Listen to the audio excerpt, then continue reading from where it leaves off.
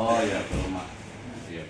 AN 38 tahun menyerahkan diri ke Polsek Ilir Barat 1 Palembang setelah membunuh rekan kerjanya SW 52 tahun.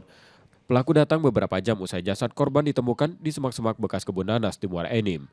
Pelaku mengaku mencekik korban saat perjalanan dari Palembang menuju Muara Enim, lalu membuang jasadnya.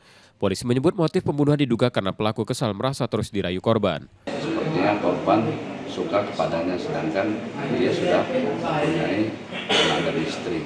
Menurut keterangan dari si pelaku, korban dicekiknya dan diletakkannya di kebun karet. Pelaku mendatangi seorang anggota kita, mendatangi rumahnya dan langsung kita jemput ke Polsek Ilir 1.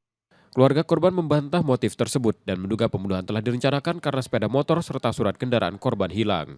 Ibaratnya berencana bawa tali, BPKB mamaku udah katik di rumah.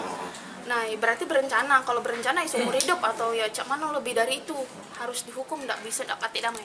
Itu kendaraan mama ya? Kendaraan mama saya. Mana kendaraan hilang? Hilang. BPKB nggak tahu dihasut Andi apa cak mana nggak katik soalnya di rumah. Karena lokasi kejadian berada di Muara Enim, pelaku kini ditangani Polres Muara Enim untuk proses hukum lebih lanjut. Yudi Kiswanto, Kompas TV, Palembang, Sumatera Selatan.